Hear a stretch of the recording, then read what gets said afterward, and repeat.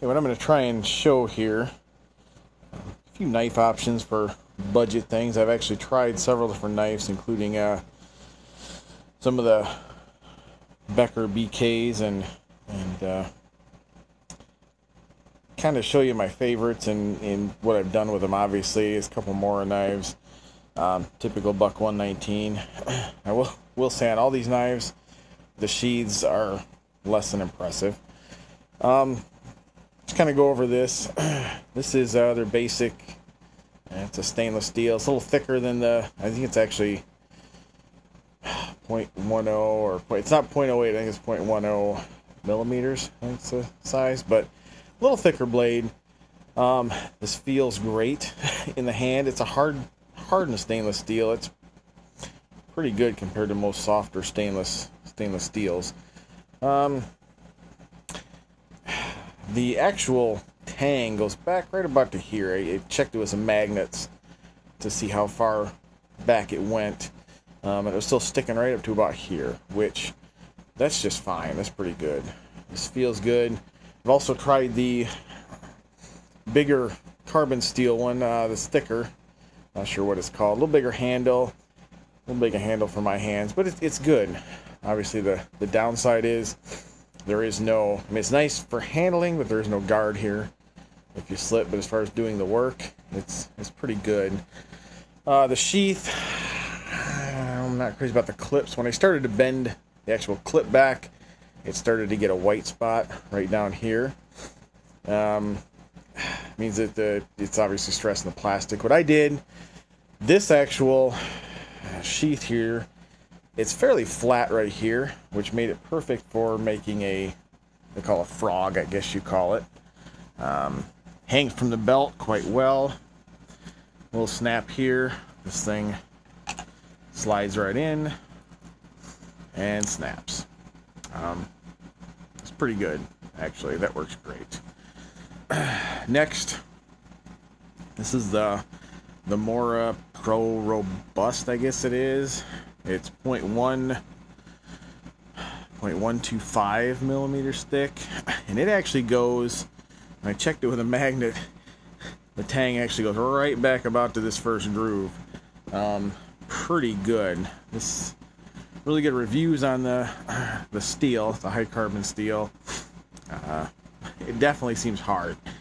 I wasn't real crazy. I don't use the back of my knife much. I have a separate little piece of steel for striking a spark. You can use it. I tend to be here using my thumb a lot more, so I rounded this off. It's definitely hard. It's hard steel. Sharpens okay, but it came really sharp. What I did is, because that sheath actually angles down a little more, it didn't work as well. I was able to do something like this with it, but I ended up just making another sheath. Didn't take me real long. Used some nails, oiled it up, and this, I think I paid like $17 for this knife. It feels really nice. My wife actually really likes the feel of this. We got her one of these and then one of the smaller stainless ones. My idea is if you're carrying a knife like that, something stainless too, if you're cutting up fish or anything, you don't have to worry about oil and everything, I guess. These are pretty light. This is a nice kind of carry all over the place. I apologize if I'm holding this up here one-handed. Lovely. There we go. There we go. Next is my Buck 119. This is kind of the single knife I'd use, and I tend to, I'm not so concerned about batoning. I guess from what I've used quite a bit, I got a couple of hawks. I'd rather take a smaller hawk or something to do any type of pounding and wood processing, and just easier. I use it a whole lot for starting my fires in my wood stove. So the knife doesn't need to be baton, but you certainly can with this. It's just it's not good on a knife like this. this I really like. The 420HC definitely seems hard. It sharpens, it holds a good edge.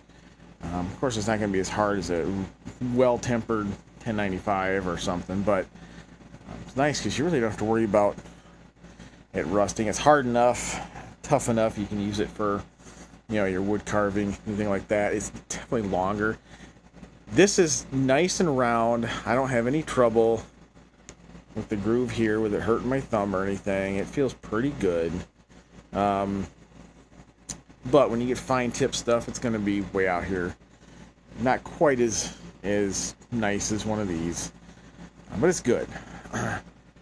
If you can see, this has been sanded. It's scratched up intentionally. The only complaint I had with a knife, I'm not real crazy about the, I guess what is a clip point? I'd rather it be a drop, but it's good. It's just going to weaken it a little. Real thin tip. It's good for other stuff, but it's just me. But I did scratch. I sanded this up a little because it comes very slippery. This, even when it's wet now, it holds really well. It came with a leather sheath. I was not crazy about that. Not crazy about the nylon one either. I actually made this out of PVC. You can see the body here is PVC covered with denim and polyurethane. Nice and solid, and this again is a leather frog, which holds quite well, and it's form fitted. If I can do this one-handed or not as I'm holding this, it actually fits right in here, perfect, so it doesn't rattle or anything. That's why actually when I heated it up before I covered the rest of it, I put the knife in it and I actually pressed it in there. Works really well. So there we go.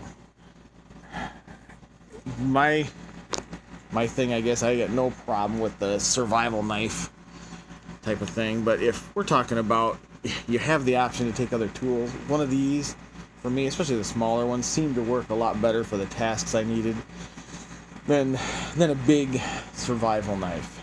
I definitely like, for instance, I've been using kind of a modified cold steel. Obviously I fixed the handle, it's put on there properly, proper fit, made a nice sheath for it. I use that for a whole lot that some people would beat and baton their knives with, and I really can take that and that, put them both on my belt and do a whole lot with it.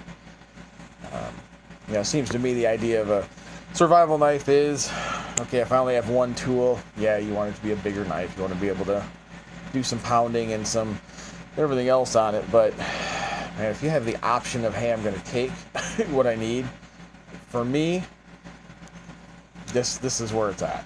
Kind of in the past, I've been here. That's definitely worked really, really well as well. But you definitely don't even need something this big if you don't want. This is just to give some other ideas for folks like me that were tinkering and starting out, and you hear a lot of reviews and things that are good, things that aren't, and again, just kind of what's worked for me and a little overview on the knives and what I've done with them. And I said, actually, probably that. Or to me, that would be where it's at. But if you got any questions, feel free to ask or post or whatever, like, you know, how anything was made. Thanks.